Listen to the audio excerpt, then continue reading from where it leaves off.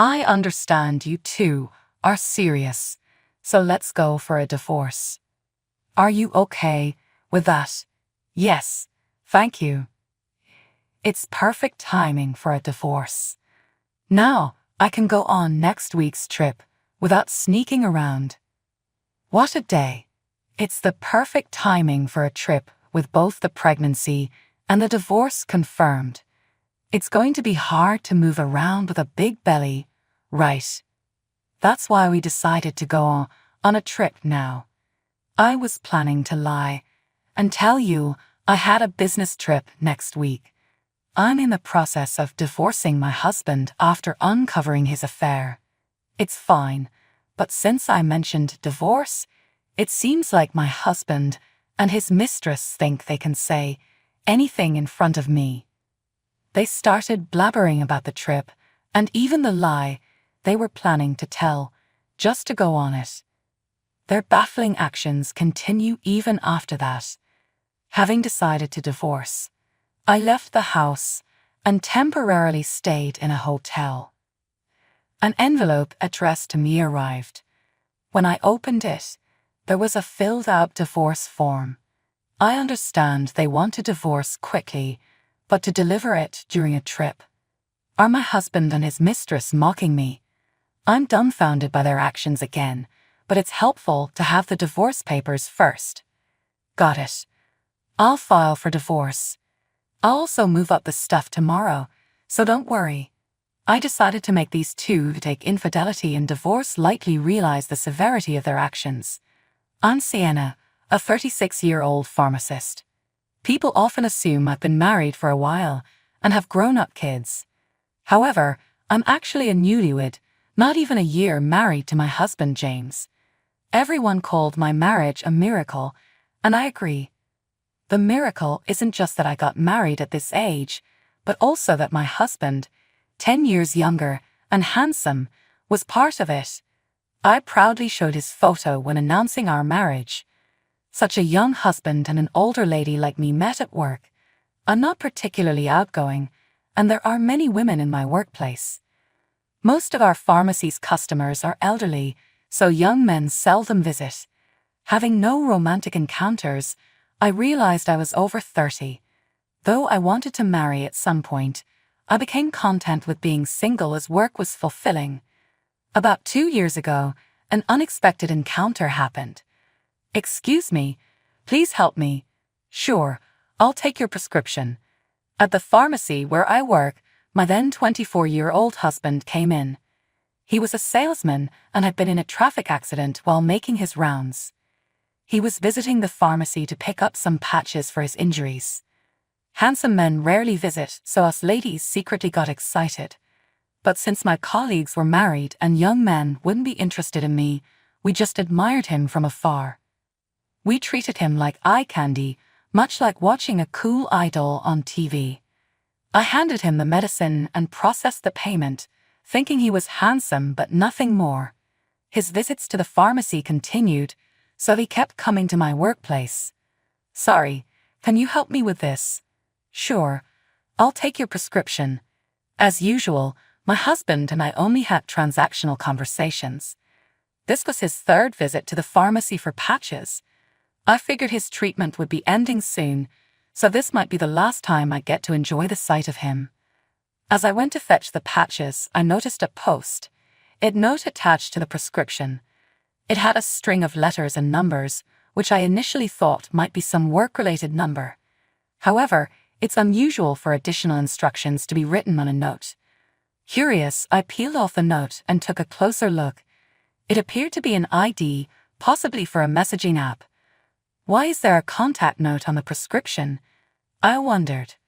Confused, I asked my colleagues if this was a directive from the hospital asking to be contacted. My questions stunned my 3 married colleagues. Worried that I had asked something out of the ordinary, I felt embarrassed until they accused me of bragging. One of them even slammed a piece of paper and a pen on the floor, telling me to write down my contact information. Only then did I realize the note was my husband's way of giving me his contact details. I wasn't trying to boast, nor was I oblivious or naive. I simply thought it impossible for him to be passing me his contact information. Now understanding the situation, I hurriedly wrote down my contact details and rushed back to where my husband was waiting. Sorry for the delay. Here's your medication. Thank you. While I handed over the plaster as usual, expecting calmness, my husband received it. The only difference this time was that I had slipped a piece of paper with my contact details into the plaster I handed him. That night, I debated whether or not to contact my husband, staring at my smartphone on the table, its screen dark. I wanted to contact him, but I couldn't muster the courage. Suddenly, my phone lit up and rattled on the table, startling me. It was a message from my husband, inviting me out to dinner. Of course, I had no reason to refuse. He continued to ask me out, and we started dating, leading to marriage after 2 years. When we began dating, I once asked why a young man like him had given his contact details to an older woman like me. I thought you were in your 20s until our first dinner date. What did you think when you found out my age? I was surprised you were older than I thought. Is that all? Yeah, that's it. If I like someone, it's natural to make a move, right? My husband didn't get the meaning behind my question and answered with a question of his own. It seems age doesn't matter to him in love or marriage. At that moment, I felt embarrassed for being so concerned about my age. However, while my age-related worries were resolved, I had another concern about the expenses for our wedding and starting our life together. Should I contribute a bit more? I found it hard to say directly, so I hesitated.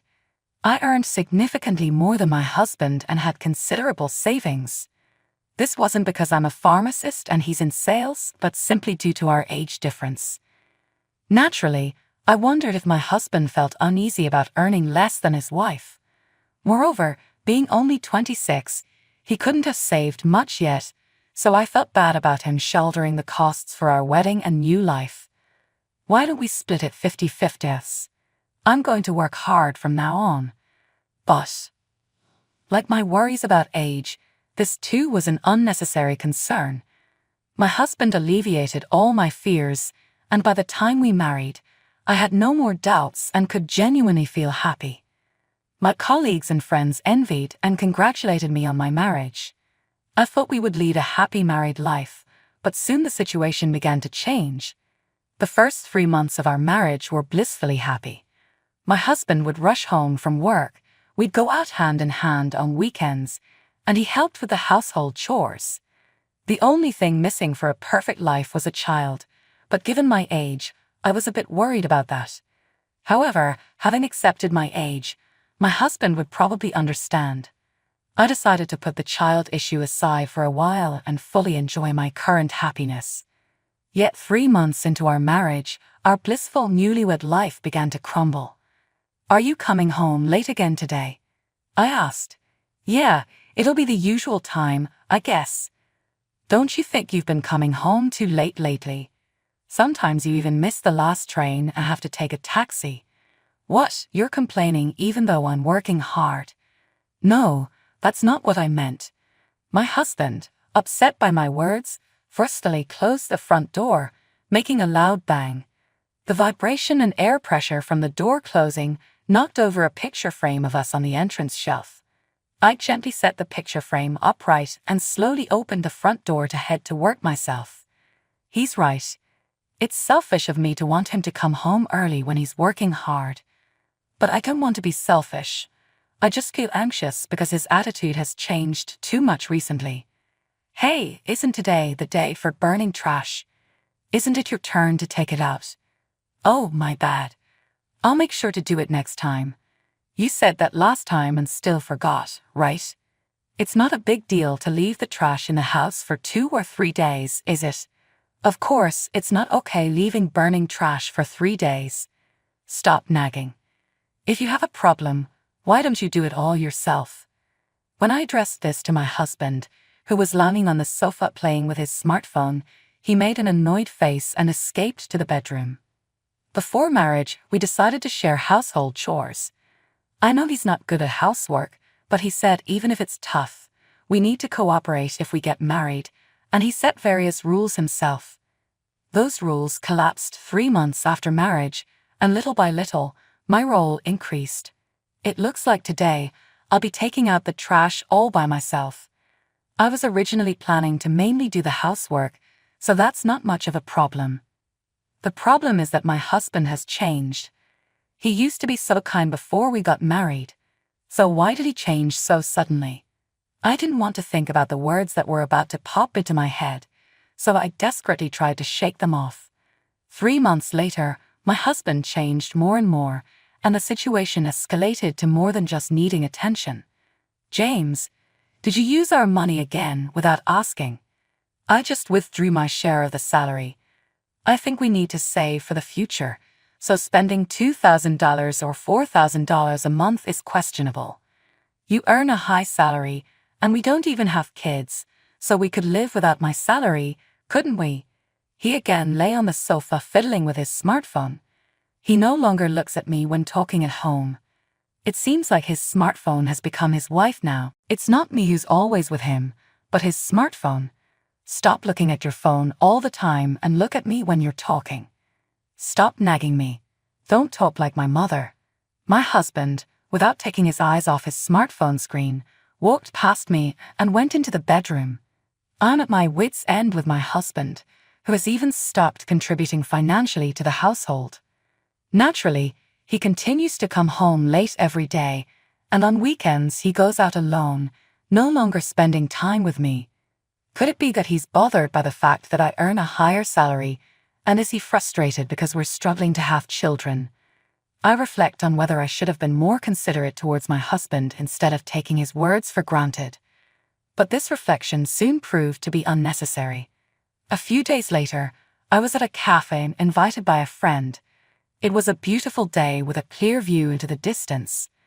As I gazed out the window, I witnessed my husband walking into an obstetrics and gynecology clinic hand in hand with an unfamiliar young woman who looked to be in her early 20s. I gripped my coffee cup so tightly, shocked by the scene, that I thought it might break. This wasn't a coincidence. The friend who invited me to the cafe was a nurse at that clinic. She knew my husband's face and name because I had shown her his picture. She contacted me because she saw my husband entering the clinic with an unknown woman. Of course, she couldn't disclose patient information even to family, so she called me to a cafe with a view of the clinic, suggesting I casually look out the window. I had a hunch about what she meant, so I kept my eyes on the view outside. It was just a coincidence that my husband and the woman happened to arrive there. I wanted to confront them at the clinic, but causing a scene there would be inappropriate. There was also a chance that my husband was simply accompanying a female acquaintance for some reason, so I decided to wait outside the clinic for them to emerge. After my friend left, I waited alone for about an hour in front of the clinic. Was my husband really having an affair? Could his affair partner be pregnant? Or was he just accompanying a friend for her appointment? The hour felt incredibly long as various thoughts raced through my mind. When my husband and the woman finally appeared, I hurriedly confronted them. "Could you please explain why you were at the obstetrics and gynecology clinic? Why are you here?" My husband asked, his eyes wide open, staring at me. Usually, he doesn't look at me and focuses on his smartphone, but now I had his full attention. I turned my gaze to the woman, who looked extremely uncomfortable. Though it wasn't confirmed yet, I braced myself for the possibility of my husband's infidelity. "Can't talk here. Let's move over there," I said, pointing to the cafe where I was just with a friend. We moved to the shop. Even after entering, I didn't start talking right away.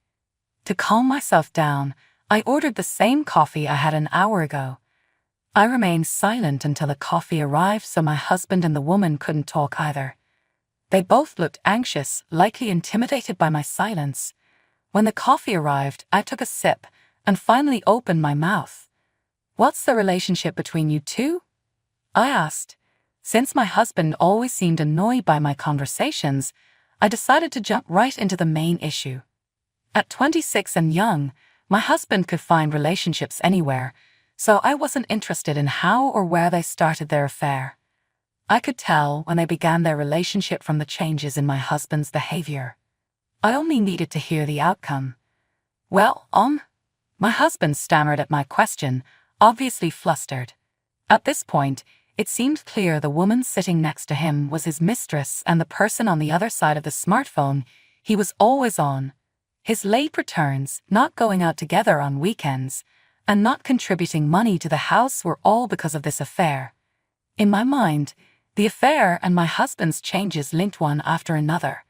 So, you've been to the gynecologist. Are you pregnant by any chance?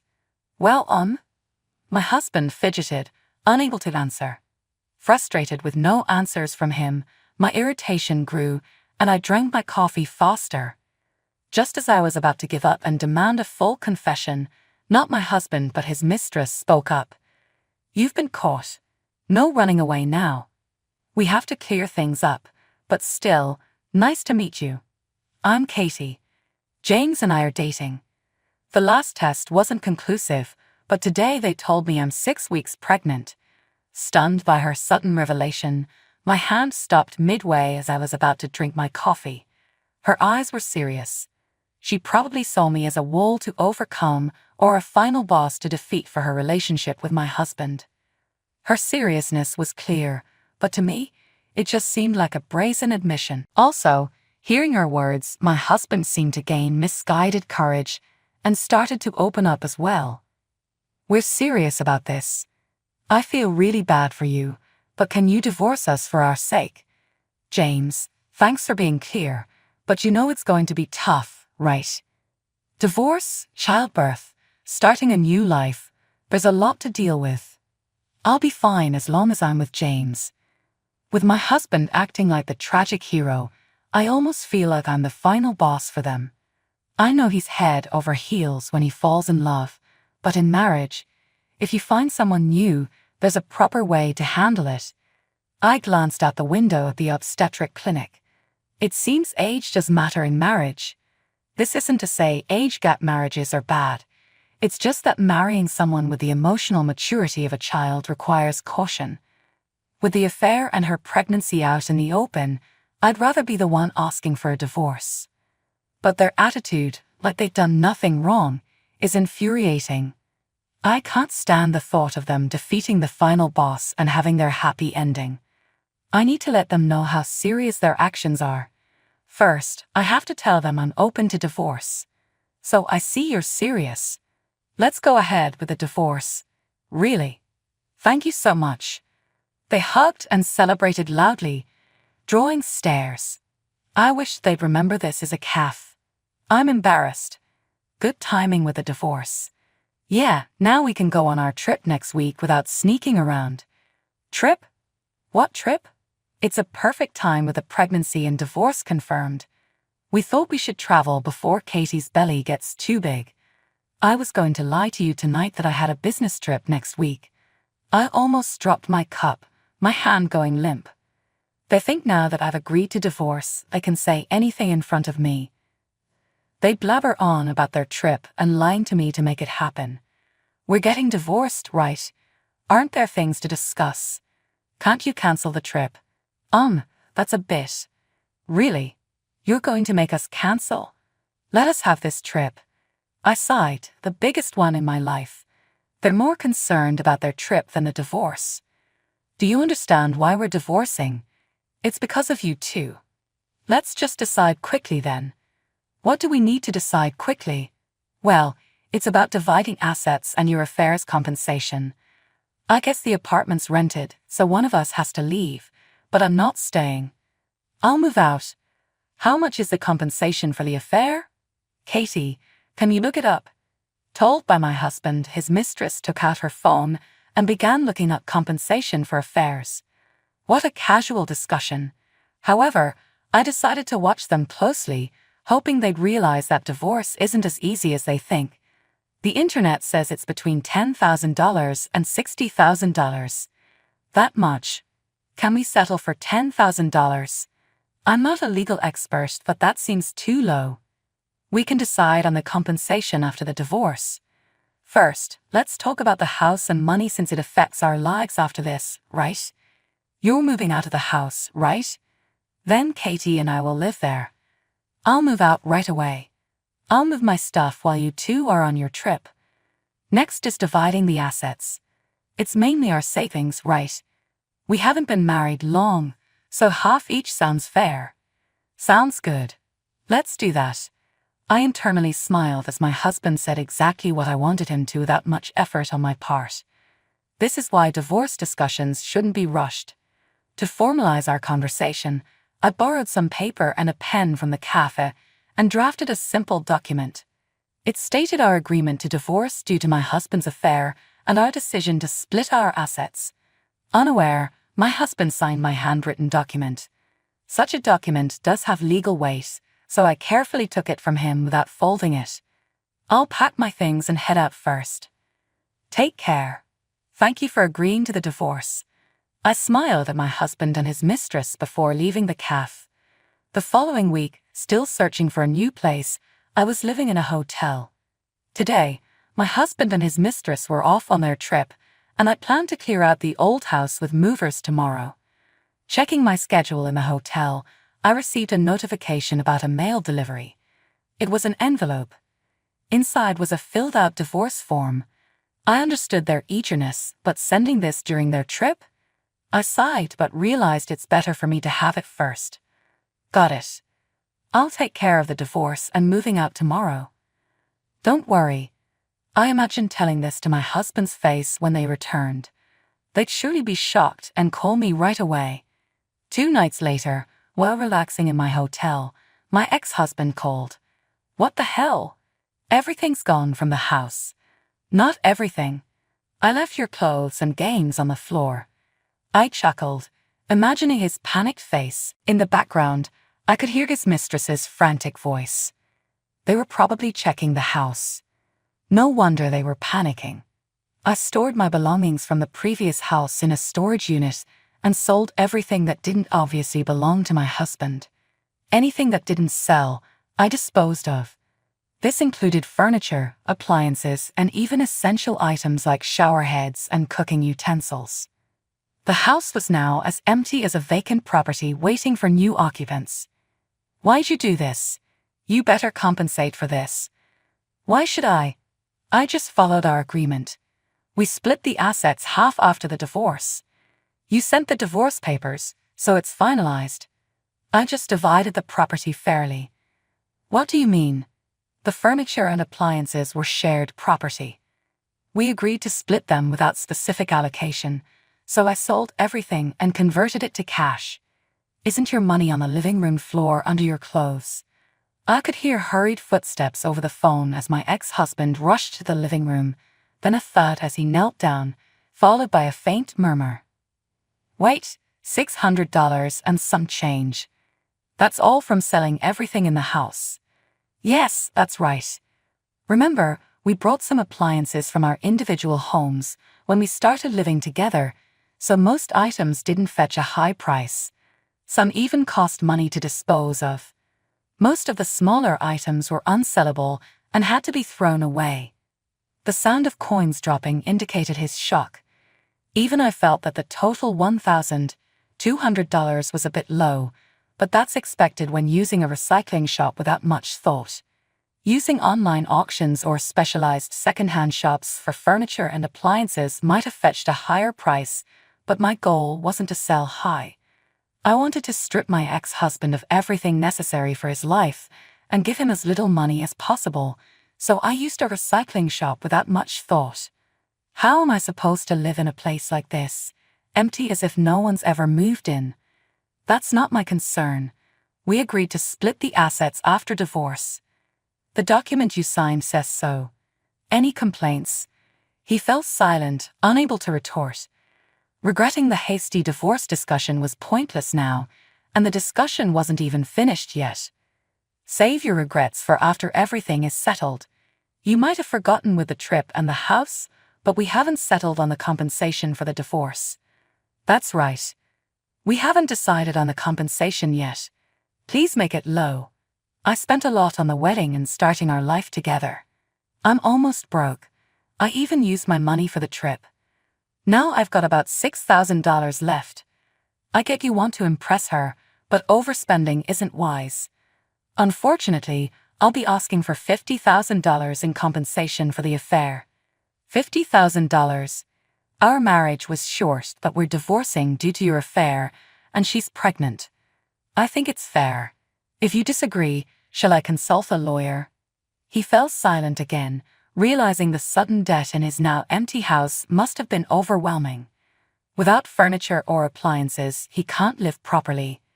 However, with no money on hand and being only 26 years old, my ex-husband now faces the challenge of paying a substantial amount in compensation. This situation likely means furnishing his home with new furniture and appliances will be a distant prospect. But as a divorcee, his lifestyle is no longer my concern. I'll contact you later about the compensation. After explaining to my ex-husband why the house was so clean, I hung up the phone. Although I couldn't see his face directly, this should make him realize the gravity of taking affairs and divorce lightly. Later, he agreed to pay a $50,000 compensation for the affair. I consulted a lawyer who suggested I could have asked for more. However, considering his young age and almost penniless state, $50,000 would be a significant enough impact. My intention wasn't about the money. I decided to settle for that amount. The young couple, my ex-husband and his mistress, should ideally have united to build their lives from scratch, but it seems things didn't work out between them. The mistress, a part-timer with no savings, and my ex-husband, left with only about $6,000, led a pitiful life. After the house was emptied, they used cardboard boxes as tables and cooked with a portable stove, a truly miserable living situation. Reportedly, she left the house within a week. With the breakup, my ex-husband now faces definite child support payments. Despite divorcing me with the intention of marrying his mistress, he somehow ended up alone, his financial obligations increasing. His downfall didn't stop there. He had posted pictures of his mistress on social media during their trip, announcing his divorce from me and plans to marry her. Naturally, this sparked inquiries at his workplace. If he admitted the breakup, questions about the reason followed. Despite evading details, rumors about the affair, pregnancy, compensation, and child support spread. The world has its mysterious ways. With a tarnished reputation at work, he couldn't continue his job and resigned. Now, with the need to pay for the affair's compensation, child support, and secure living expenses, he urgently needs to find a new job. Being passionate and straightforward in love is often seen as positive, but considering my ex-husband's actions and current situation, it's a matter for thought. I've learned a lot from this experience. Some people are suited for love, while others aren't. I think neither my ex-husband nor I were suited for it. In today's world, there are various forms of happiness beyond love and marriage. For now, I'm content with my work, focusing on it daily.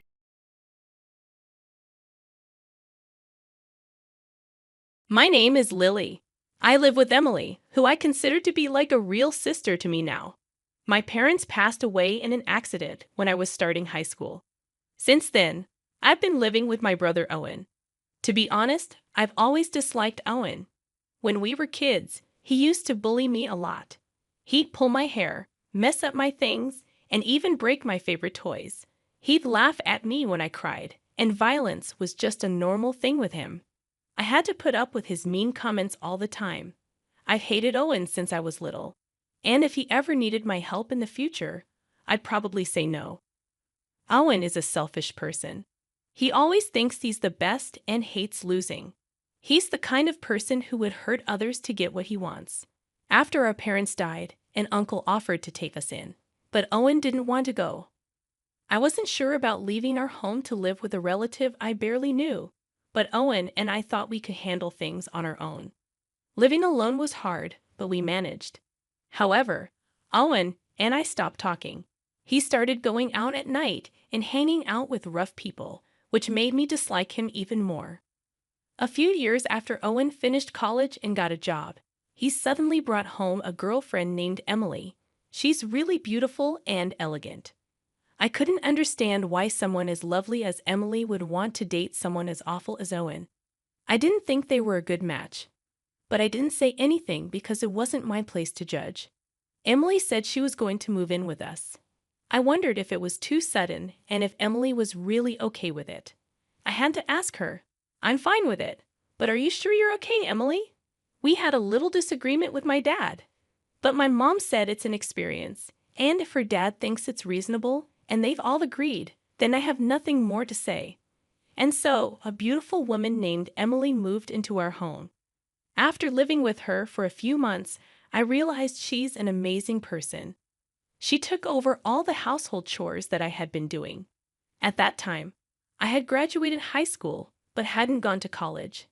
I had no ambitions and was used to doing housework. Above all, I didn't have the confidence to do housework while going to university. But Emily encouraged me to find my passion, saying it's never too late. Ever since my parents passed away, my life had been a cycle of chores in school. I'd wake up, make breakfast, do laundry, go to school, and then come straight home to clean and make dinner. I didn't have time for friends or part-time jobs. I was living like a mom during what should have been an exciting time in high school. I didn't even have a boyfriend, not that I was interested, until Emily pointed it out. I hadn't realized I had no hobbies or passions. Looking back at my high school life, I felt a bit lonely. I remember talking with friends in middle school about wanting to get part-time jobs and boyfriends in high school. I decided to reconsider my future. I thought I'd start with a part-time job, but I didn't want to leave all the housework to Emily, so I helped her whenever I could. One day it struck me, is Emily actually amazing? I was pretty confident in my cooking skills, since I've been doing it ever since we lost our parents. I also often looked at books. Initially, I thought Emily, with her elegant demeanor, wouldn't have much experience with housework. I was wrong. Emily was perfect at cleaning, laundry, and especially cooking. Her cooking was so good she could be a pro. It made me wonder again why she was with Owen, who has such a terrible personality. I started to admire Emily. I thought of her as a real sister. She said she felt the same way about me. We even started going out for meals and hanging out. But Owen didn't seem to like that Emily and I were getting along so well. Years later, Owen found himself at the center of a major incident. One day, after several years had passed, I got a call. By this time, I had already moved out and was living on my own. The call was from Owen. For some reason, he was furious and yelled over the phone, "What are you doing on the day of the ceremony? You better not miss it." I responded, "What ceremony? I haven't received an invitation." Owen sounded puzzled and said, "Huh." But I decided to tell him the truth. Why Owen thought he could get married after doing what he did was beyond me. Let's rewind to the time when Emily started living with us. After Emily moved in, the bullying had mostly stopped. But there was a day when Owen became physically violent toward me. It started because Owen was angry at Emily. Owen would take a lunchbox to work that Emily prepared for him. But one day Emily overslept and couldn't make his lunch. Owen was furious about it. To me, it seemed like a minor issue. When Owen got home that day, I talked to him about the morning incident. Why get so mad at her for a missed lunch? Nobody's perfect. People oversleep sometimes, I said. I didn't mean anything deep by it, but Owen didn't like what I said and suddenly became enraged. A woman who's going to be my wife should be perfect at everything. It's your fault for being around and influencing her, he said. According to him, my presence was a bad influence on Emily. Of course, I argued back. I used to cry a lot as a kid, but now I speak my mind. We got into a heated argument, and suddenly Owen shoved me. Then he started kicking me. Just then, Emily returned from shopping and intervened. She was angry at Owen, but Owen didn't calm down. And then I saw something unbelievable. Owen slapped Emily. He then left the house and disappeared. I was left stunned and couldn't move for a while. Emily was also frozen, holding her slapped cheek, snapping back to reality. I approached Emily and asked, "Emily, are you okay?" She replied, "I'm fine," but tears were spilling from her eyes. She said sorry and retreated to her room. From that day on, Owen became increasingly aggressive toward Emily. One day, I decided to talk to Emily. I was worried because she was losing her usual brightness. Thinking a change of scenery might help, I took her outside, and she ended up confiding in me. She was unsure whether to go through with marrying Owen. I immediately said she should break it off, and that there was someone better out there for her. Emily seemed a bit surprised. Talking to me seemed to lift her spirits a bit. On the way home, I said to Emily, "I'll always be on your side, Emily." Emily cracked a small, somewhat sad smile. One day, I overheard Emily arguing with Owen, which was unusual for her. Curious, I asked what was going on. Turns out, Owen had gone ahead and set a wedding date without consulting her. No wonder Emily was upset, but what shocked me even more was this: don't set a wedding date without even having a family meeting first. Apparently, Owen hadn't even met with Emily's parents yet. This was just beyond rude, and I was shocked he hadn't even taken this basic step. I immediately suggested that we go meet Em's parents. Owen told me to mind my own business, but this was no time for that. Emily quickly explained the situation to her parents, and they both went to visit them. Her face looked both exhausted and tired, which worried me. That day, only Owen returned home. I had a hunch about what happened and sent Emily a text. After a while, she replied, and we met up at a nearby cafe to discuss what had transpired. Long story short, her parents had objected to the marriage. I continued listening to the story, thinking that it must be so. I listened as she explained that Owen had set the wedding day without meeting them and had been treating her poorly recently, so they couldn't allow their daughter to marry him. Yet, Owen had already informed his workplace about the wedding date and even booked the venue, so he was in a tight spot now. I felt embarrassed for him. Emily's parents obviously didn't have a good impression of Owen. For the time being, Emily decided to stay at her parents' home to think things over. She said she wanted to think alone for a while. Owen objected, of course, but he was persuaded by her parents and returned home alone.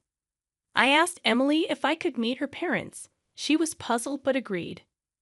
Since I insisted, later I met with Emily's parents and apologized for Owen's rudeness. They were quite surprised, not just by the apology, but that someone as considerate as me could be related to Owen. I then shared everything about Owen, about Emily, and about how Owen had been treating her. I asked Emily again, "Do you still want to marry Owen?" Emily responded, "I'm not sure." I suggested she should have a serious talk with Owen. She agreed, but when she tried to contact him to talk, Owen wasn't interested in discussing anything. Worse, he was still moving forward with the wedding plans. He even sent Emily a list asking her to prepare the invitations. At this point, Emily had had enough and finally decided to break up with Owen. She tried multiple times to discuss the matter with Owen, but it seemed like they could never have a real conversation. Every time she reached out, Owen would dominate the conversation and end it abruptly.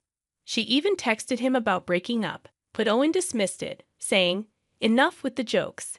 Just prepare for the wedding." So the day Owen unilaterally decided would be their wedding day arrived, and Emily contacted me in a fury. I couldn't help but marvel at how well Owen had planned the wedding without giving it much thought. I gave him a piece of my mind. "You never took your conversations with Emily seriously, and honestly, I can't fathom why you think you can get married. No one's coming to this wedding. Plus, you quit your job without telling anyone. You've lost all credibility with that." I hung up the phone. That's right. Owen had quit his job without telling anyone. Emily found out about this during an incident, and Owen had contacted her as well. Emily and I were together at the time, expecting his call. I thought I would definitely get a call. "What's going on? Why aren't you coming? Why isn't anyone coming? I've told you multiple times that I want to break up. You never listened. You even went ahead and planned a wedding, so I thought you might as well go ahead with it." Emily finally told Owen everything.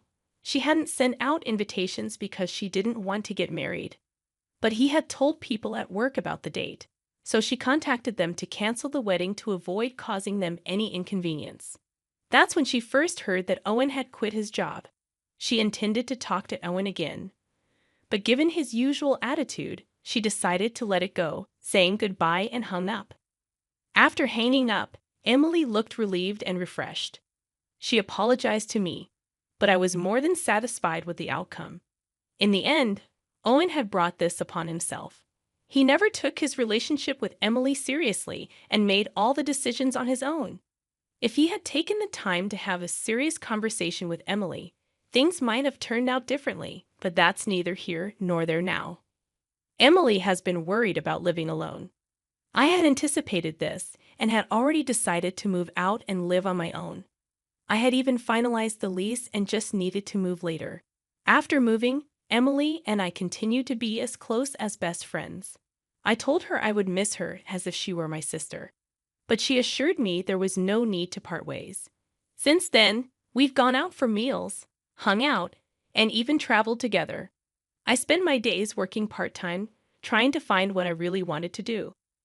Emily, being the incredibly capable and thoughtful person she is, also started a part-time job where I worked. Emily is the whole package: beautiful, talented, and incredibly considerate. She quickly became popular at work. One day, Emily mentioned she might be getting stalked by someone.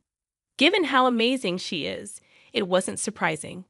Worried, I decided to accompany her home whenever possible. Then, one day, it happened. Emily was attacked on her way home.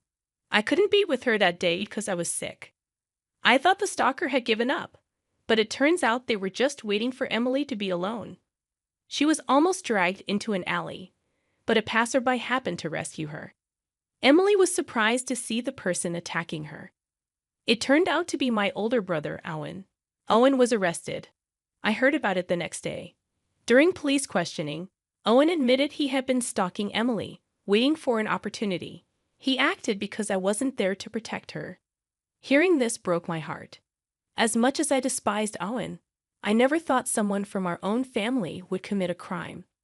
Emily was shocked, of course, but I was even more devastated. I apologized to Emily and her parents and thanked the person who saved her. Emily's parents were very kind to me. "If you don't mind, would you like to live with me?" Emily suggested. But I decided to move out for now and return to my parents' house. It was empty now that Owen was arrested, but I couldn't bear to leave a house filled with memories of my parents and childhood. Emily suggested we could live there together. After some thought, I accepted her offer. So here we are, living together in my old home. Today, we're visiting my parents' graves. Emily came with me. In front of my parents' tombstones, I silently apologized for Owen's crime and my failure to stop him, all because I couldn't stand him.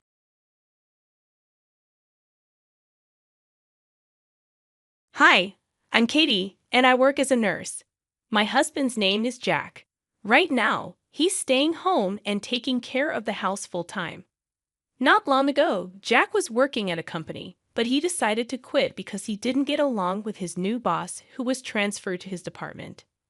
When Jack told me he quit, I was upset that he made such a big decision without discussing it with me first.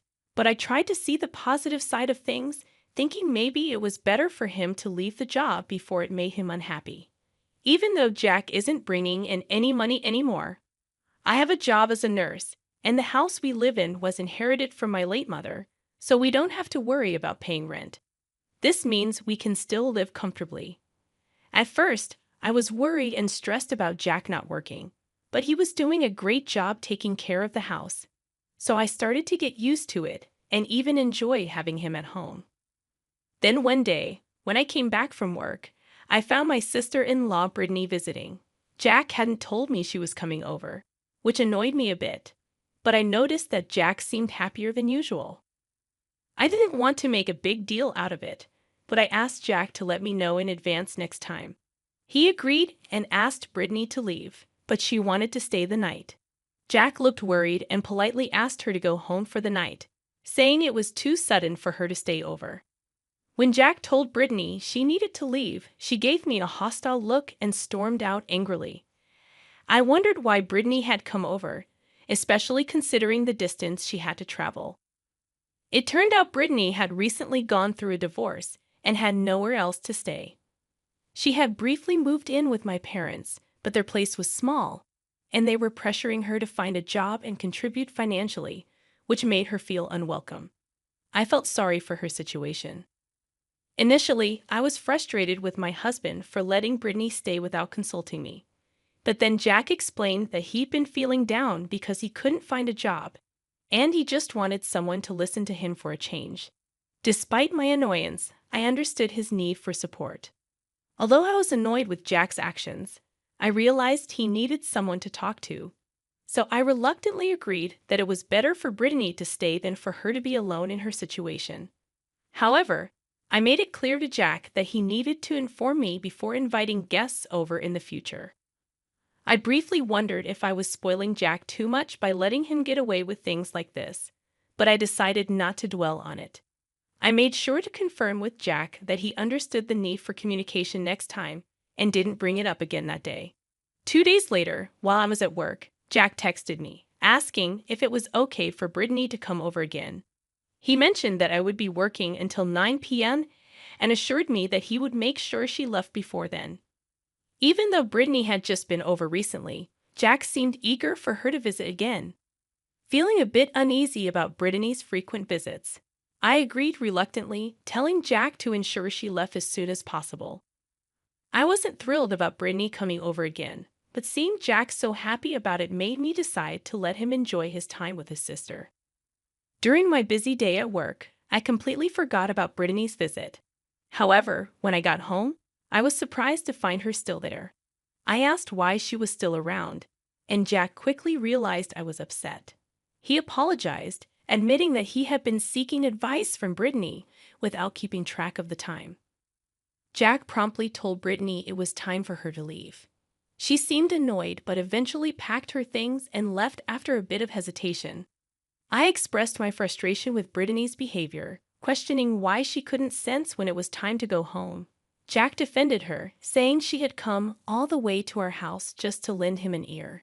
Despite feeling that they could have met up somewhere else, I was too exhausted to argue further and apologized for saying too much. Feeling drained, I decided to excuse myself and rest, although I sensed Jack might have wanted to discuss something more with me. The next day, I had a day off, so I was relaxing at home when Jack brought up what had happened the day before and apologized. He admitted that he was wrong to expect me to get along with Brittany right away, especially considering how busy I had been. Realizing that I hadn't been making enough time for Jack lately, and understanding his desire for me to bond with his sister, I acknowledged his apology and expressed regret for saying too much the previous day. Jack seemed relieved that we were able to talk things through. He even promised to make my favorite dish, meatball pasta, for dinner. As he started cooking, his phone rang. I asked who was calling, and he mentioned it was Brittany. Despite feeling uneasy about it, I suggested he answer in case it was urgent. Jack picked up the phone, but I couldn't hear their conversation, and the call ended quickly. "How's Brittany?" I asked Jack, and he replied, "She said she has something to tell me, so she's coming over here now." I couldn't understand why Brittany had to come over on my day off, and it irritated me. But since she was already on her way, I didn't say anything about it.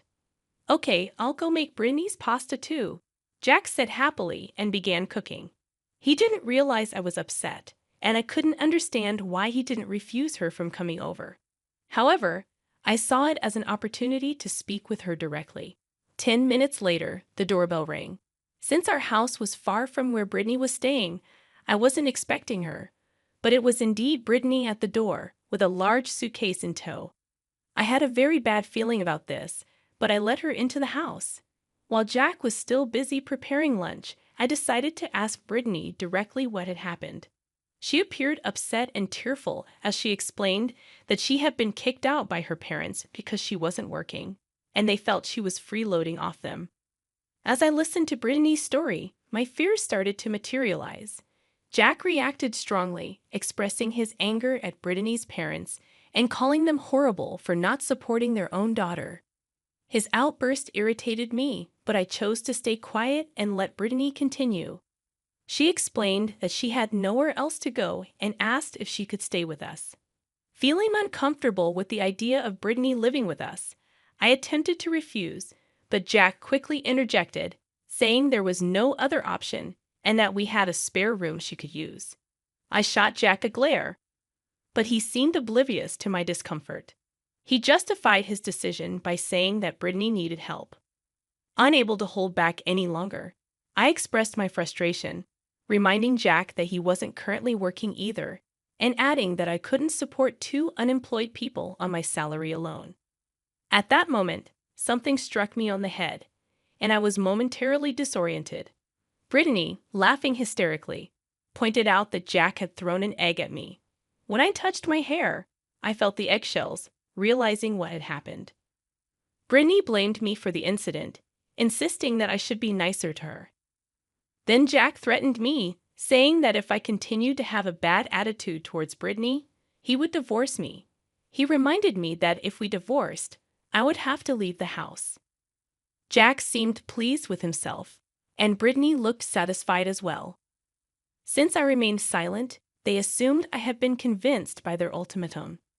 They asked if I was ready to apologize and suggested I take a shower before we discussed living together as 3. While Jack happily finished preparing lunch, Brittany relaxed on the couch, watching TV and snickering at me. Despite wanting to speak my mind, I decided to take action instead. I grabbed Brittany's luggage and threw it off the balcony. Both Jack and Brittany were shocked by my sudden action, demanding to know what I was doing and accusing me of being out of my mind. Jack panicked and told me to retrieve the thrown items, but I refused, asserting that it was my house, and I wouldn't tolerate their behavior any longer. Jack retorted, asserting that as husband and wife, the house belonged to both of us, and he had every right to allow his sister to stay there. I scoffed at his claim, finding it amusing, which only seemed to agitate him further. He insisted that he was the true owner of the house because it had been inherited from his mother, implying that I had no rights to it. Both Jack and Brittany appeared surprised by this revelation, but they quickly dismissed it, arguing that even if Jack owned the house, we were still married, so it didn't matter. Ignoring their mumbling, I reiterated that the house was mine regardless of ownership and questioned why they were so insistent on Brittany staying with us. I suggested that if they wanted to live together so badly, they should find their own place to rent. Furthermore, I pointed out that it was unreasonable for me to support 2 people who weren't working. While I had initially understood Jack's decision to quit his job, I now noticed that he wasn't even contributing to household chores anymore. Feeling frustrated and overwhelmed, I decided to be honest with Jack about my feelings.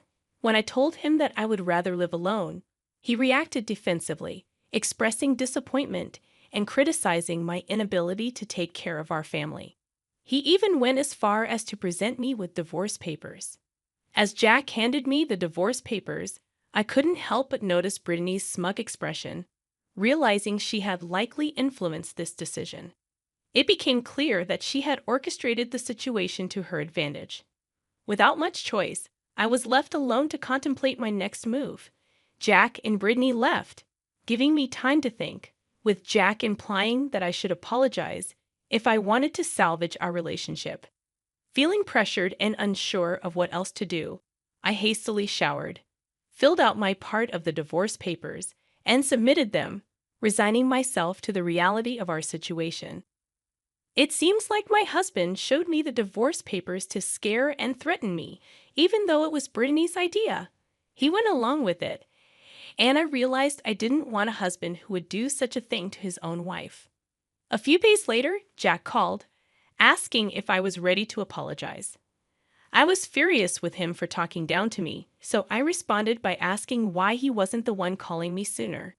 He seemed confused, so I explained that I had submitted the divorce papers and it was finalized. I also mentioned that I sold the house and quit my job, starting fresh somewhere else. I informed him that I sent his belongings to his parents' place, though I was worried they might not all fit in their small house.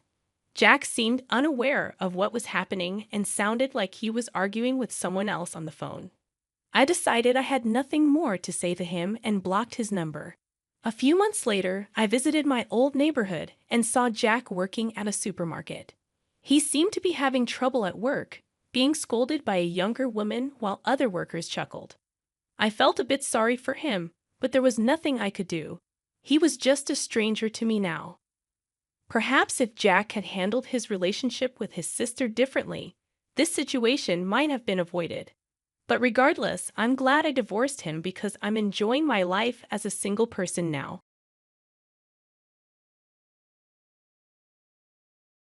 You're already married, aren't you? Going back to your parents' house is just too easy. If you go back, don't ever come back to this house again. Kate yelled this at me, blocking my path. I just nodded silently, understanding her message. I won't come back, so I'll go home to my parents. My name is Jess Lou. My husband and I have been together since middle school and ended up marrying each other. We'd only had eyes for each other since our first love. Both our parents were thrilled with how well we got along, and it helped that they were friends since we're from the same hometown. The reason we moved into Lewis's family's house after getting married was because they had a spacious home with extra rooms.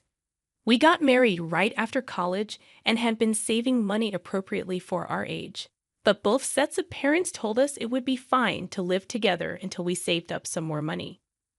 So we ended up living in Lewis's family home, where a room was waiting for us.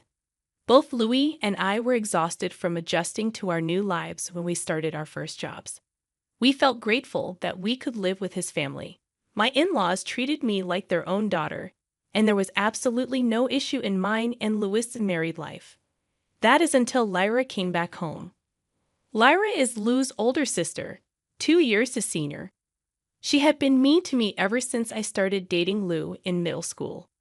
She said things like I wasn't good enough for him or that he had poor taste. Louis always defended me and wondered why Lyra would say such things.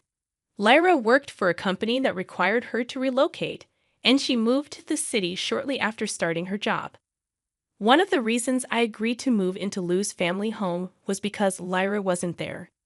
Another reason was because if Lyra had still been living there, I would have flat out refused to move in, but fate had other plans. Lyra was reassigned to her hometown. When I shared my concerns with Louis, he said, "Lyra is an adult now. She won't say anything weird." It's true that the times Lyra bullied me were back in high school.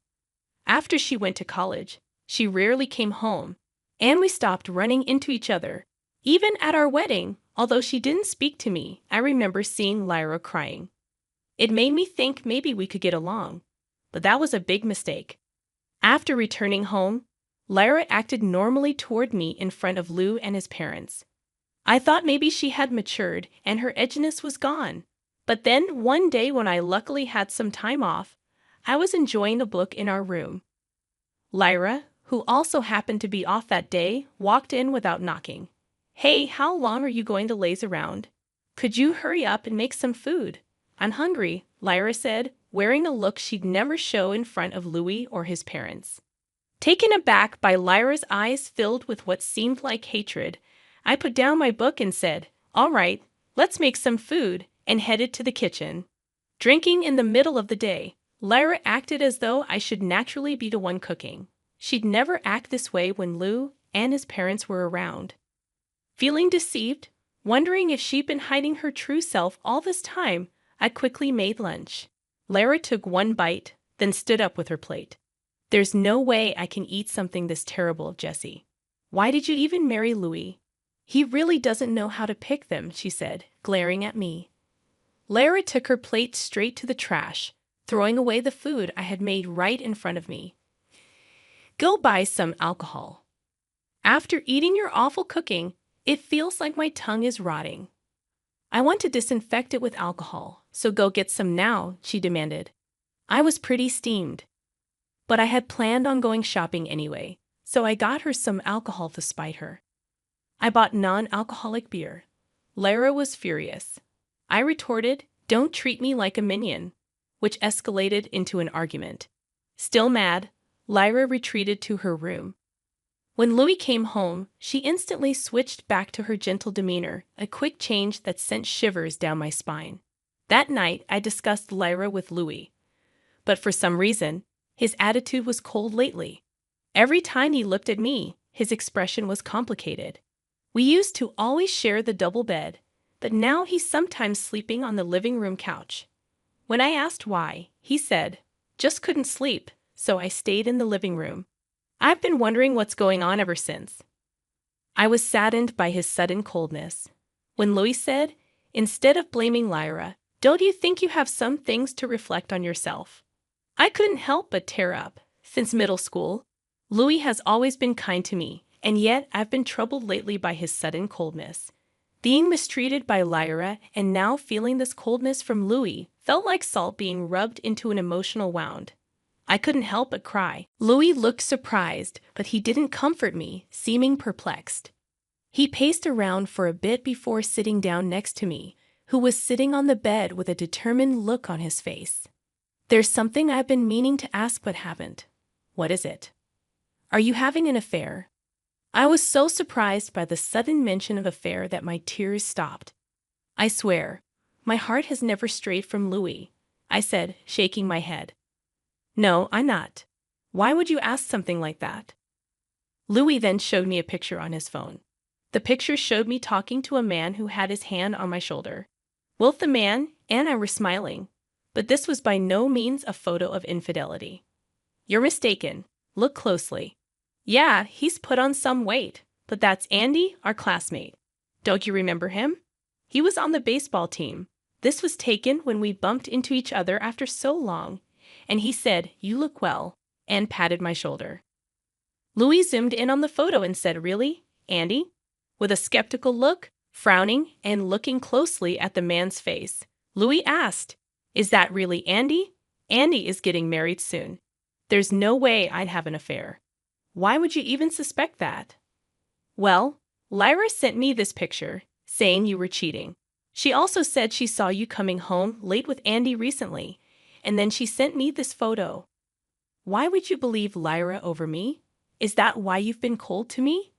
"Sorry, you have been coming home late, and I was worried. I've become a senior at work too, so sometimes I come home late because I'm teaching my colleagues." "I see. Oh, thank goodness." Lou breathed a sigh of relief. Slightly tapping his back as a little payback for doubting me, I said, "Geez." Louis apologized again. From then on, Louis changed his attitude and started treating me kindly like he used to. It was good to get back to being a loving couple. But my distrust towards Lyra increased. I became convinced that Lyra wanted to kick me out of this home for some reason. So I started wondering how to expose her true colors in front of my in-laws. On another day when Lyra and I both had time off, Lyra came and demanded that I make lunch like she used to. "Why can't you be considerate? Do you know what time it is? Hurry up and make lunch," she said. "But it's only 10 o'clock a.m. It feels too early for lunch to me." "Lyra, you can make something if you want. You cook on your days off, don't you?" "What? Cooking is a wife's job, isn't it? I only do chores to keep the family harmony, you know." Just as I'm getting frustrated with Lyra urging me to cook, my phone rings. Ignoring Lyra, who's been drinking since the morning, I answer the call. My mom's voice comes through sounding urgent. "Jesse, oh thank goodness you picked up. Your dad's in trouble. He tripped at the front door and seems to have hurt his ankle." I can tell from my mom's voice she's really flustered, and I sense this is an emergency for my parents. "I'm coming right now. Just wait," I say as I hang up the phone and start to get ready. Lyra, who had just told me to cook, now looked annoyed as she saw me getting ready to go out. "What are you doing?" "It looks like my dad got injured. So I'm going to my parents' house," I explained. "You're married now, aren't you? Going back to your parents' house is too lenient. If you're going home, don't bother coming back here," Lyra retorted, blocking my way out. I couldn't take it anymore. Why do I have to deal with this kind of spiteful attitude? I thought to myself. I was absolutely fed up with being treated so unfairly by Lyra. "Fine, I won't come back. I'll go to my parents' house," I stated calmly. Lyra stepped aside with a pleased expression. "Don't ever come back," she cheerfully said as she saw me off at the door, her alcohol stench unbearable. Rushing back home, I found my dad's ankle was severely bruised. Mom was visibly panicked, so I drove him to the hospital where they confirmed it was a severe sprain. Due to the condition, My dad had no choice but to use crutches, so I decided to stay with my parents for a while. I thought this was a good opportunity, especially since Lyra had told me not to come back. I informed Louis and my in-laws over the phone about my dad's injury and my strained relationship with Lyra, letting them know that I'd be staying at my parents' home for a while. My in-laws said they would talk some sense into Lyra. Louis then said, "Well, I'll come live at your family's home too." My parents get along well with Louis, so they were pleased. Though a bit apologetic for the inconvenience, I received a text from Lyra saying, "Why would you tell my parents? Aren't you embarrassed to tattle like a child?" I just read it and ignored. It seems Louis got a text from Lyra saying, "Aren't you coming back? Living at Jess's family home must be tough." Louis responded, "I'll go where Jessie is." We didn't hear from Lyra after that. My dad's recovery was slower than expected. He spent about 3 months on crutches and in a wheelchair. My dad seemed both grateful and happy for Louis's various help around the house.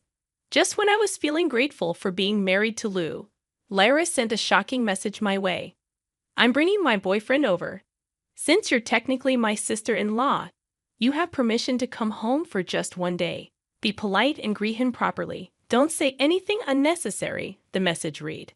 I felt repulsed by the selfishness of her text, but the message Lyra sent to Louis was even more off-putting. Her message said, "My boyfriend is coming to greet the family, so come home, Louis. I might be getting married, but you'll always be important to me." Louis commented, "Lyra's texts are always so poetic, aren't they? But thanks to my woman's intuition, I had a good idea of how Lyra really felt about Louis. To protect Louis and our marriage, I decided to turn this meeting into a stage for my revenge. Regardless of how Lyra's boyfriend might feel, after being allowed to return to my in-laws' house after a long time, I received multiple apologies from them. They told me Lyra was going to pick up her boyfriend and that they'd make sure she apologized to me afterwards. "Oh, it's fine. As long as Lyra stops being malicious, that's all I really want," I replied with a genuine smile. Plus, I'm sure that after my revenge, Lyra won't dare to be nasty to me anymore.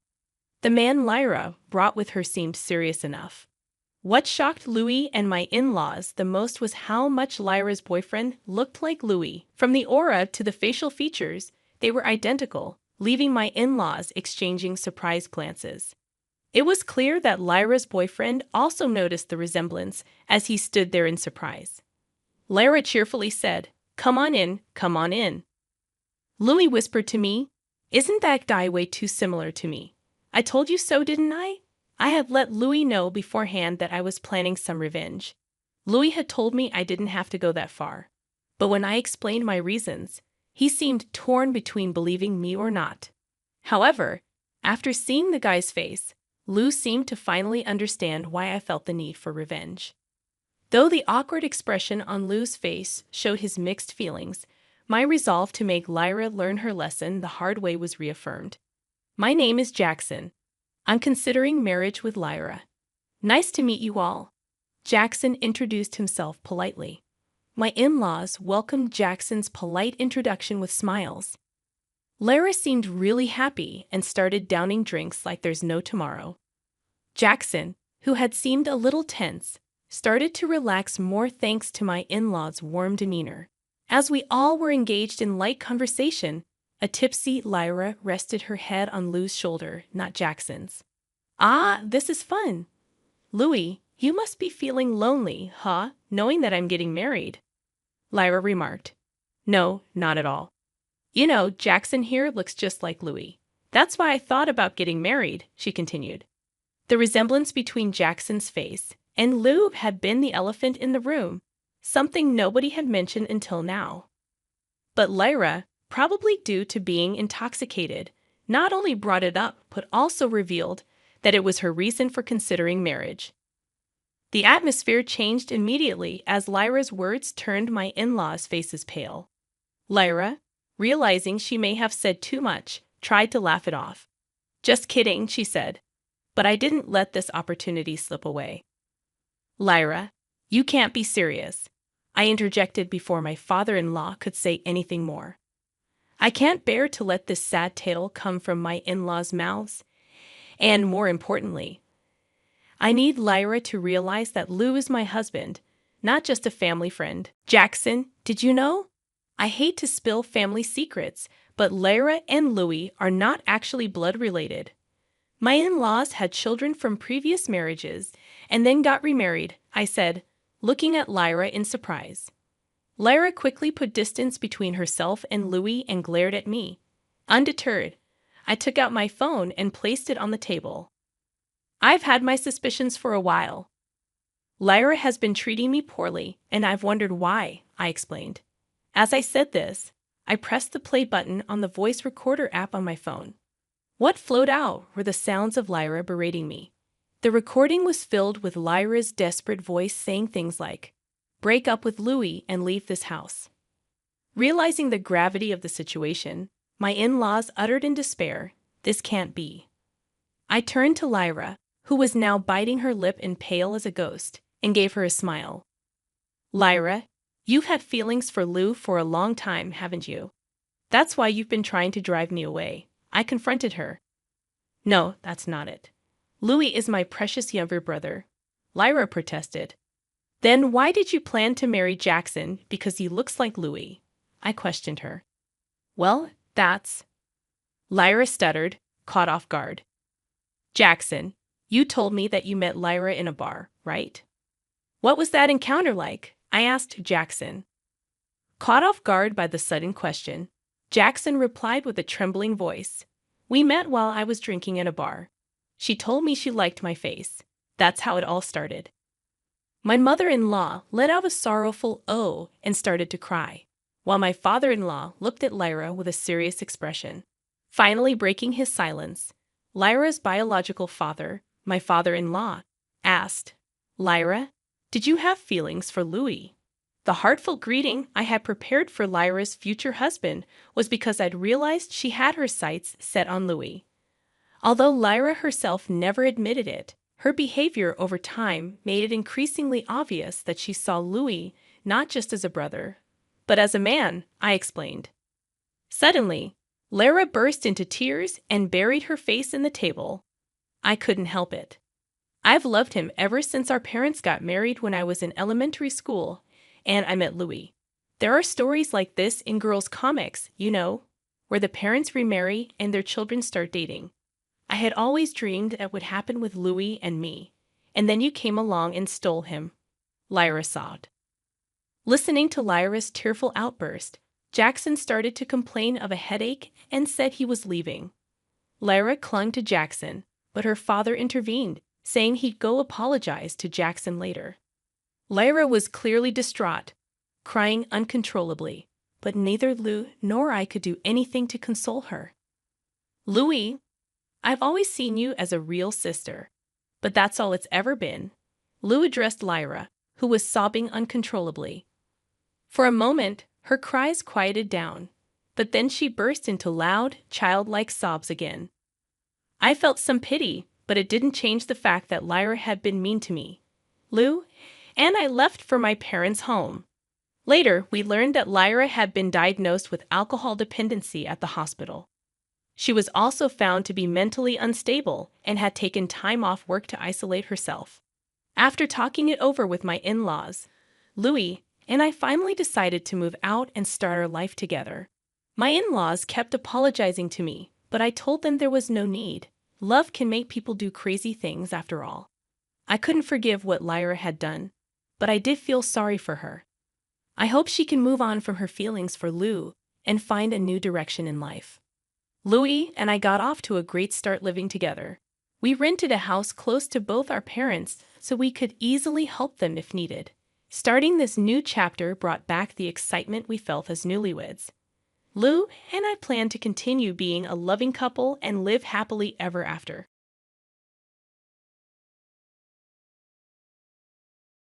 One day, my husband asked me, "Hey, how much money do we have in that safe?" I chuckled and replied, probably around $500,000 in total now." The next day, when I got home, there was a signed divorce paper on the living room table, and both my husband and the safe were gone. My name is Helen, and I'm a 58-year-old working housewife. I still work hard at my job. You see, my hobby is saving money. When I was a child, my mother opened a savings account for me. She told me that depositing money in the bank made the numbers in my passbook grow, and I found that very enjoyable.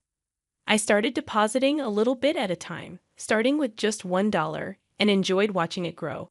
So when my savings grew by a few cents in interest each year, it was a delightful surprise to my young self.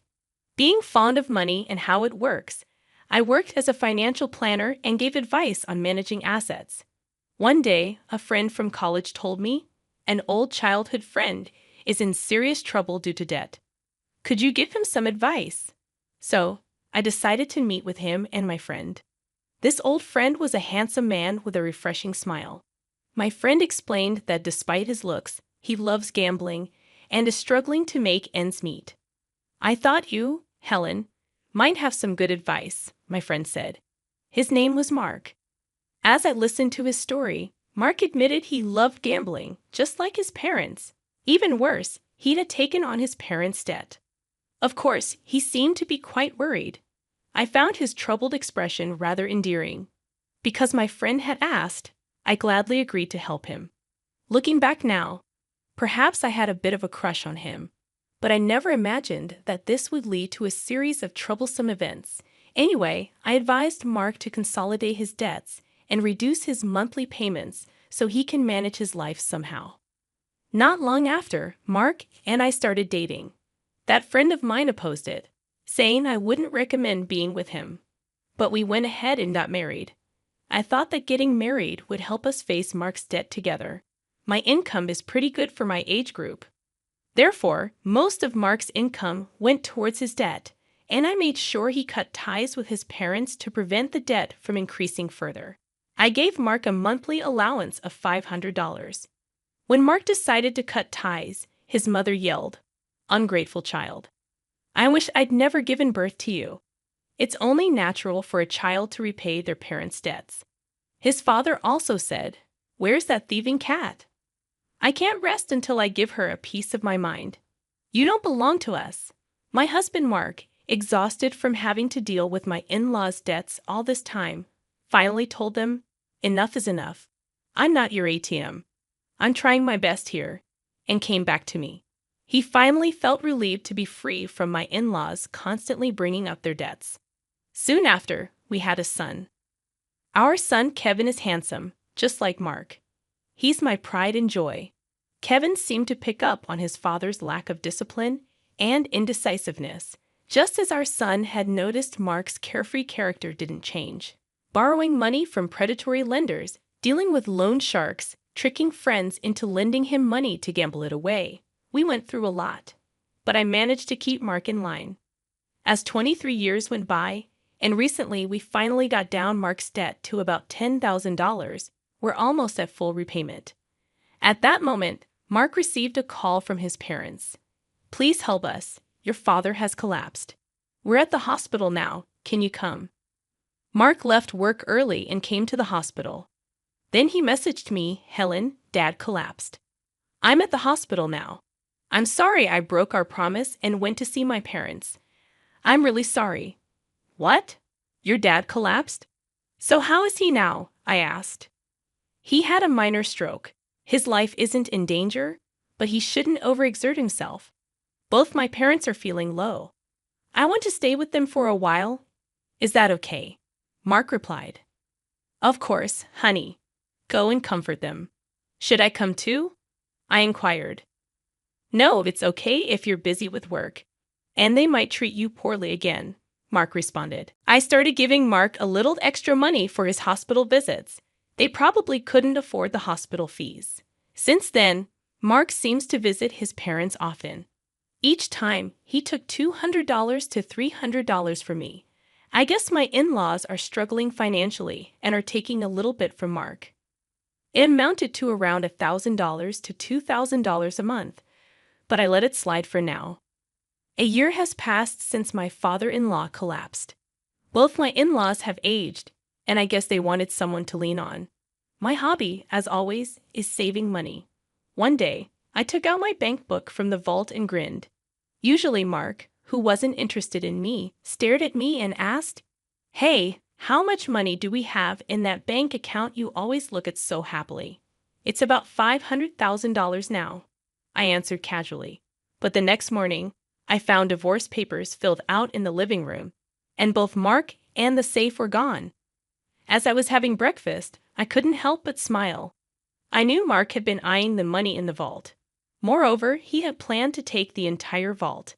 He's really not smart, but imagining him carrying the whole vault almost made me burst out laughing.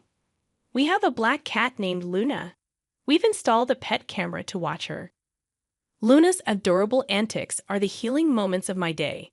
There I was, watching that camera during my lunch breaks. No matter when I look, my child is just adorable.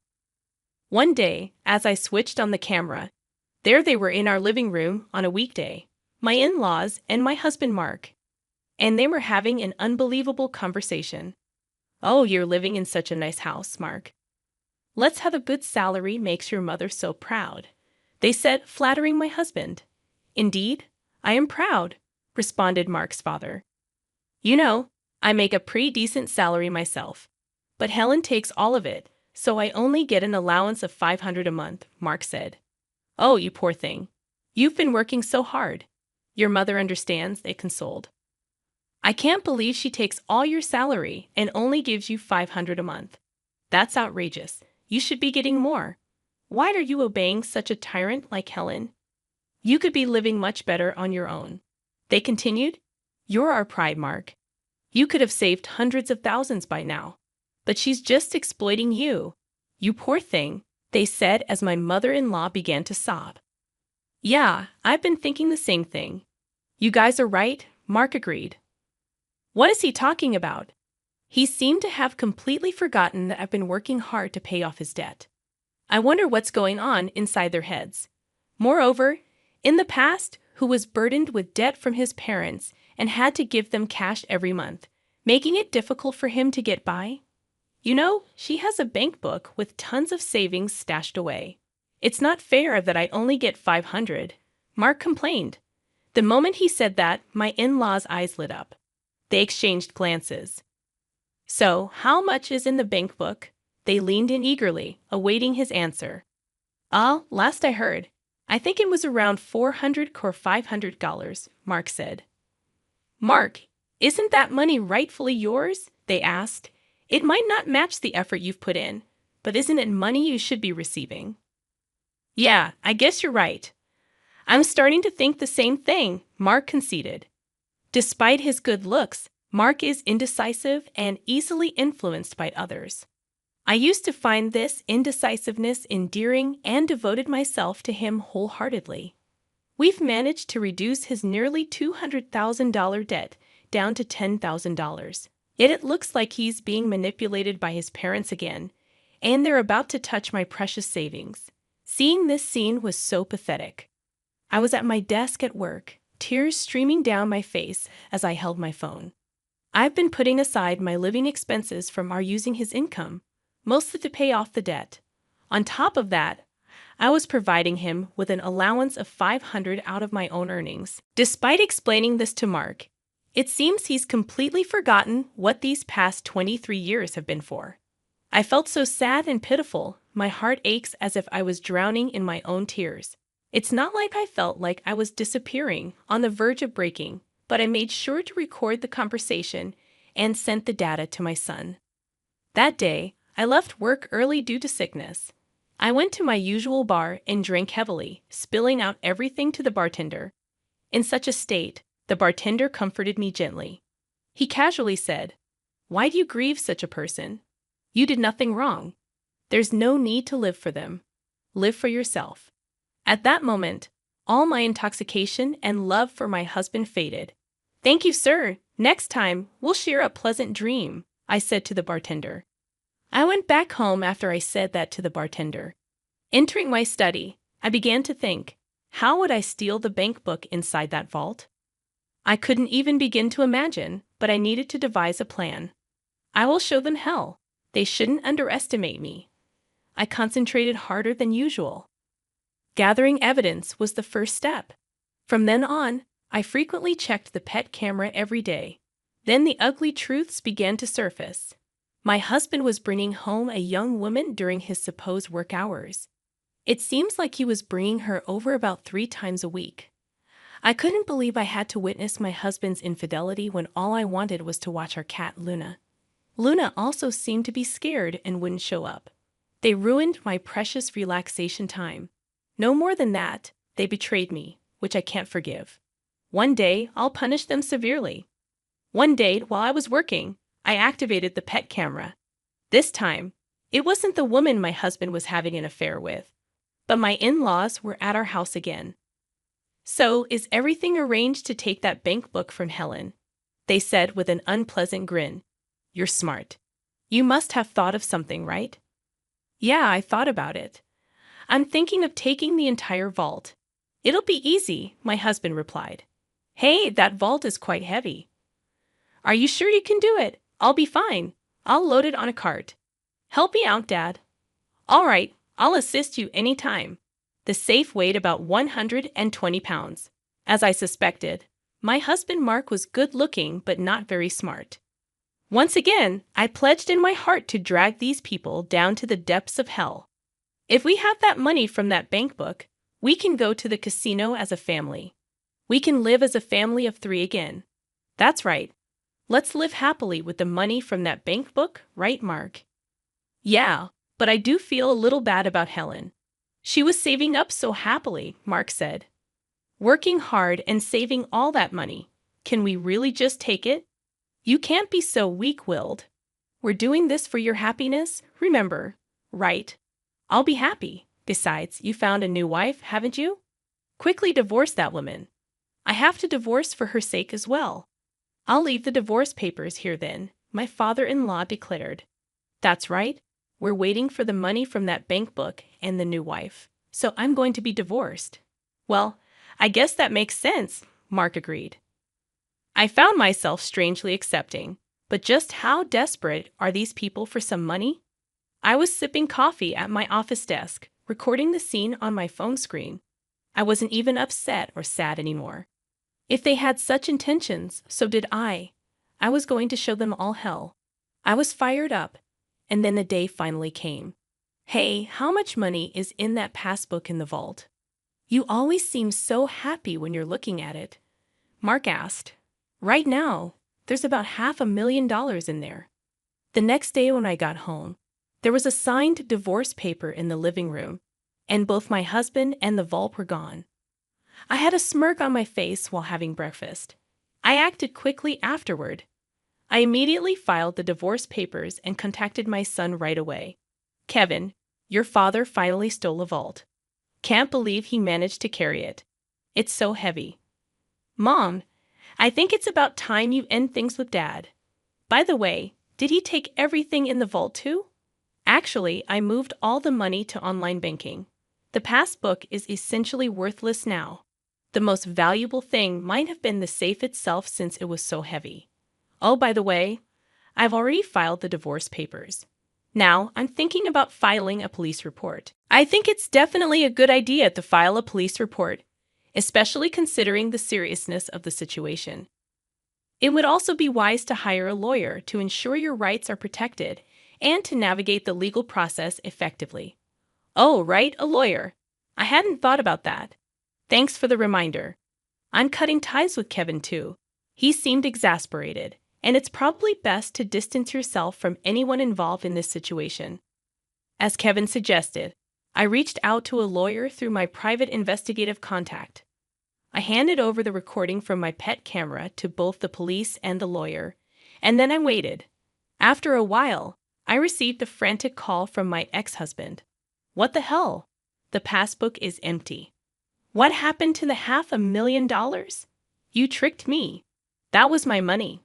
Where is it? Tell me now, or I'm going back to the house and abandoning your cat, Luna. You just committed theft, and now you're threatening me.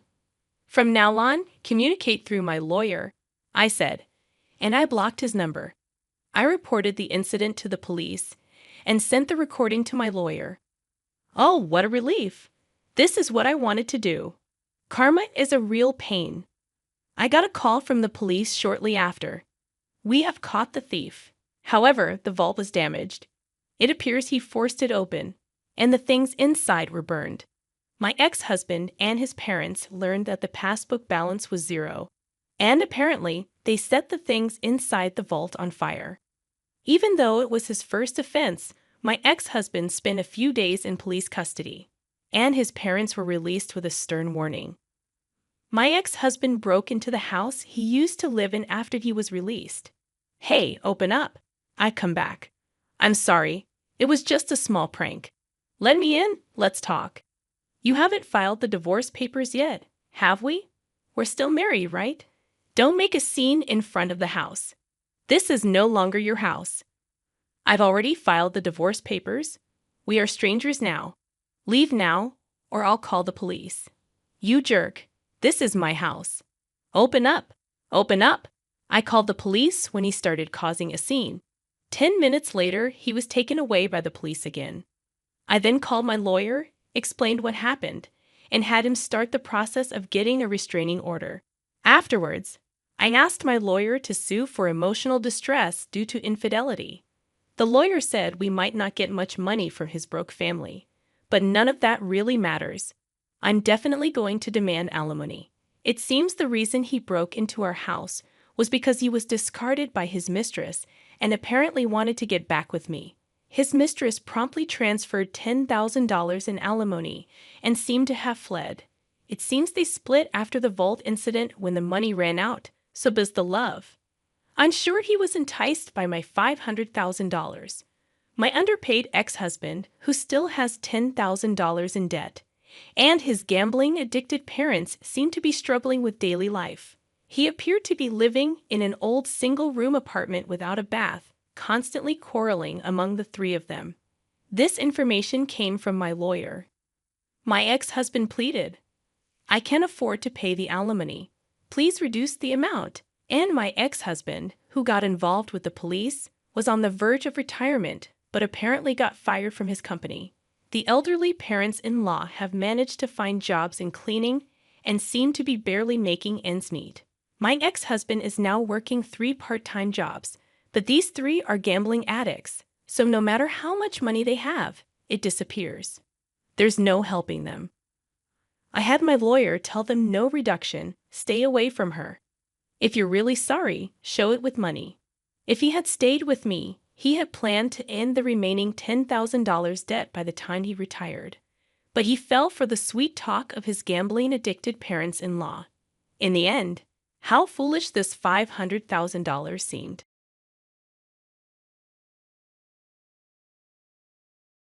Hi, I'm Christina, and I'm 25 years old. I tend to keep to myself a lot, even though I have a job and I'm not going to school. My family, especially my brother, might think I'm lazy because of this. How did I end up like this? Well, it all goes back to when I was in middle school. I've never really trusted people, and that started because of some tough times I had in middle school. Even though I say I don't trust people, there are many reasons why I feel this way. One big reason is that I felt ignored. I'm not exactly sure why, but it seemed like people didn't find me interesting because all I cared about was machines. I've always loved working with computers, and I was really good at it. This made me helpful at home.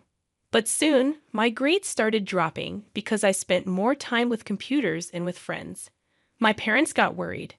By the time I finished elementary school, they were scolding me, asking how long I was going to keep playing with machines. As I moved through middle school, with my parents always scolding me, I started to think maybe I shouldn't be doing what I liked. So I started to spend all my free time alone in my room, away from everyone. I cut off contact with the outside world. This made people at school think I was weird or even dangerous, and I ended up being isolated there too. My only friend during this tough time was my brother Keith. He always knew how to encourage me and make me feel better. With his support, I managed to finish school. But I didn't go to high school.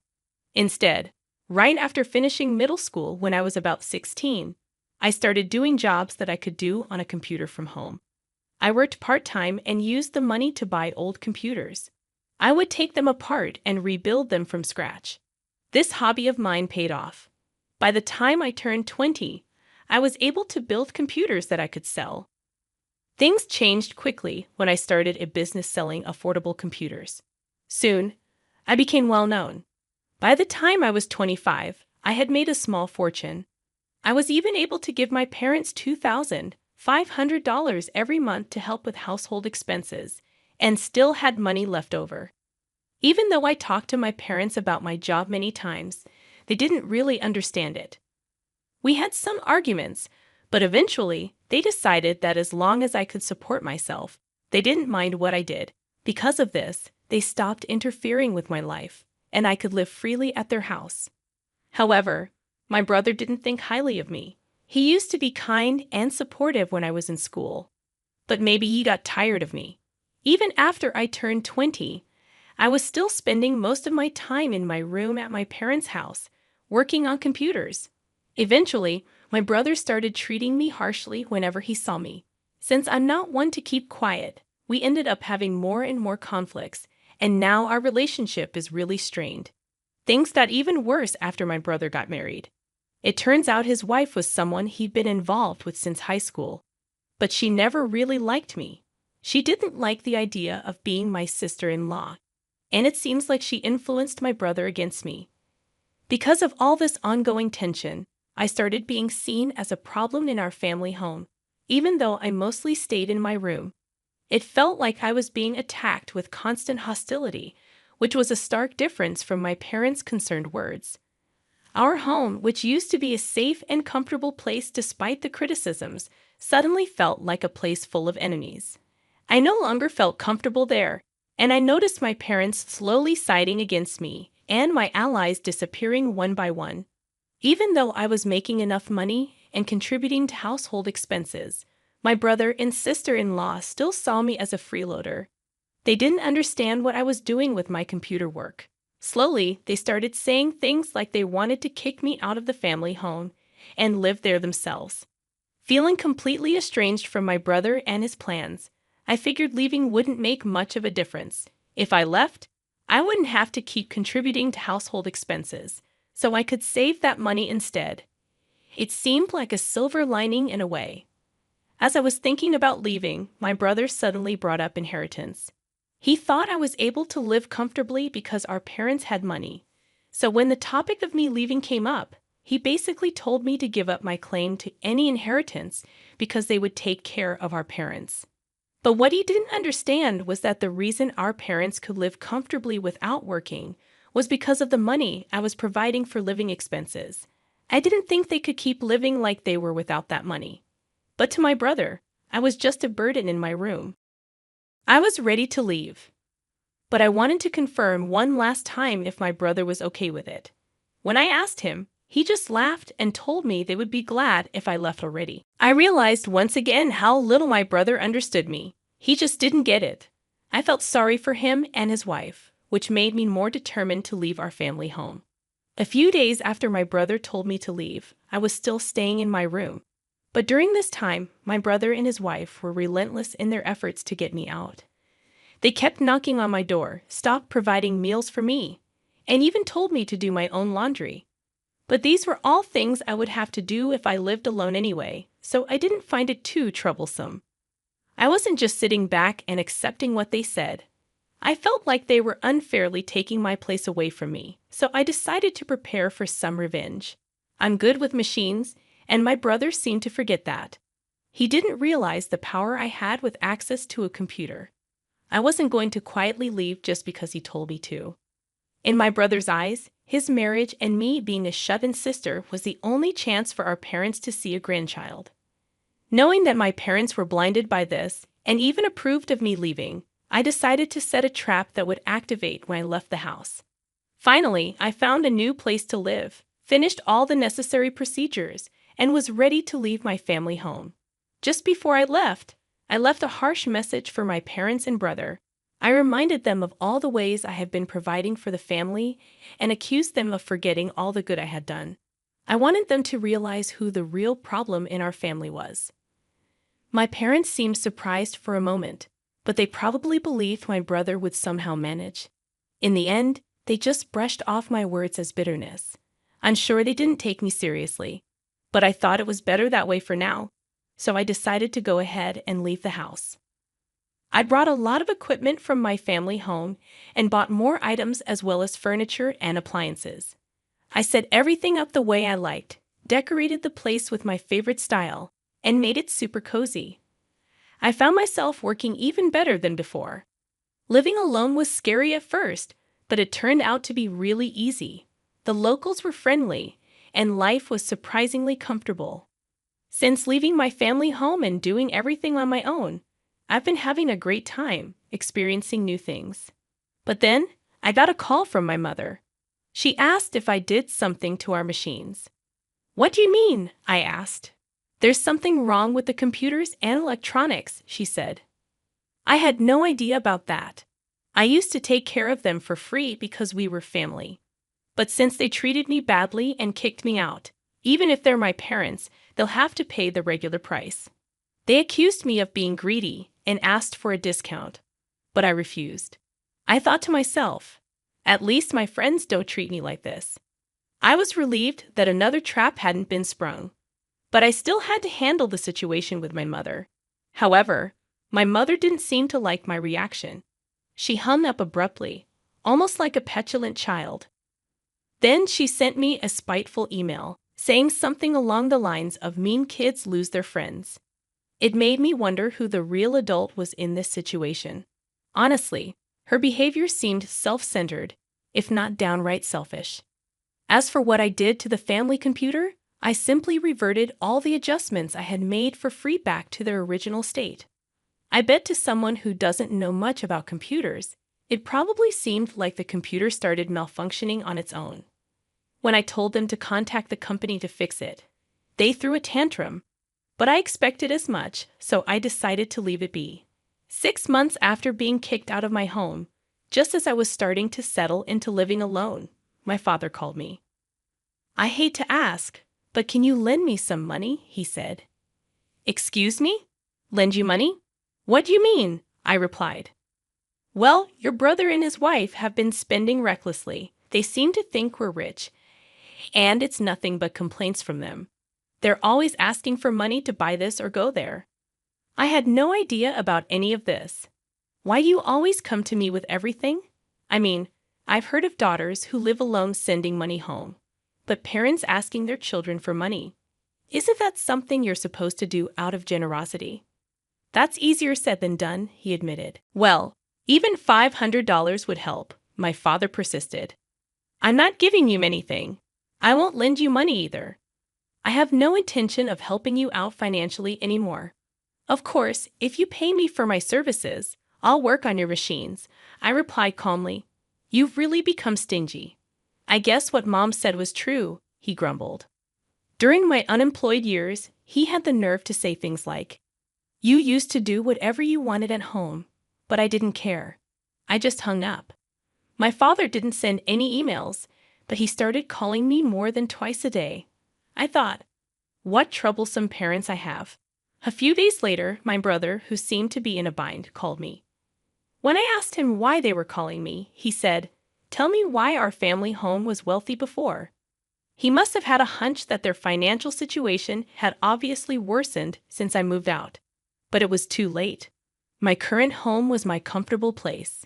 Both my work and life were entirely contained in this house, and there was no way I was leaving it ever again.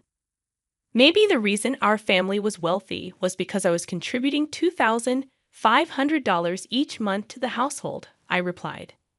I didn't have to contribute that much, but I felt a sense of gratitude for being raised by my parents, so I gave more. So now, why would I continue to financially support a home that I was kicked out of?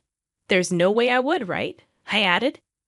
I see, so that's why Mom and Dad's financial situation suddenly worsened, my brother realized. I'm sorry, but even if you asked me to come back, I have no intentions of doing so. I understand looking back now, what we did was terrible. I'm sorry, but it's too late for apologies, I concluded.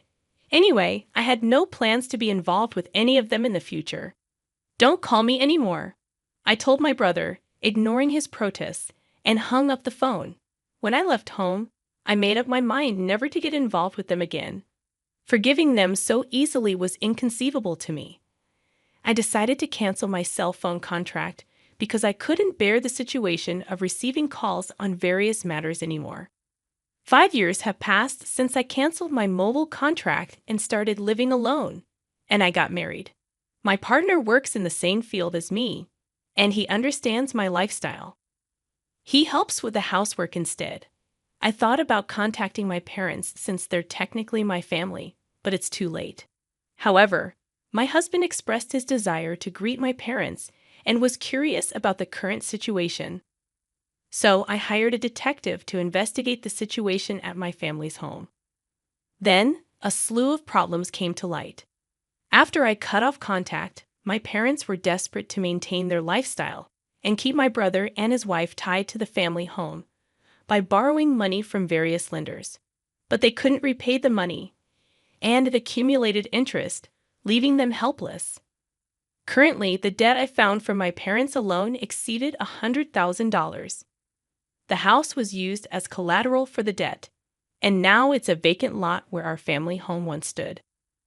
While I felt a bit sad because of my attachment to my family home, I concluded that they reaped what they sowed. I decided to investigate my brother's current situation. He seemed to have suggested a divorce due to his wife's extravagant spending habits, but she didn't accept it. They're currently going through a divorce lawsuit, which is both time and money consuming. My brother's wife hired a lawyer and is resisting the lawsuit, leaving them at an impasse. They don't have children yet, and it's rumored that my brother is infertile. Concerned, I sent the detective to the hospital where they were being treated, and it seems that he really wasn't fertile. This disappointed my parents, who were hoping for a grandchild, and ended the cohabitation. The family home was sold to pay off the debt. That was the pitiful state of my family now. It was evident just from a casual investigation that meeting these people in this state was not advantageous for me or my husband. After all, I have a kind husband now, 4 children, and a dog. We've bought a large home and are living the life that those people idealized. If they knew this fact, they would surely try to take advantage of it. I couldn't bear such a thing. So, as soon as I knew this fact, I went to the local office and arranged so that my information could only be accessed there. I made sure never to get close to those people from my side, and asked my husband to bear with not greeting them for our marriage. My husband looked disappointed, but when I explained the current situation, he seemed to understand, and he hasn't said anything since. When the situation at my family home calms down a bit and a time of reconciliation comes, I hope I can get along with my parents and brother.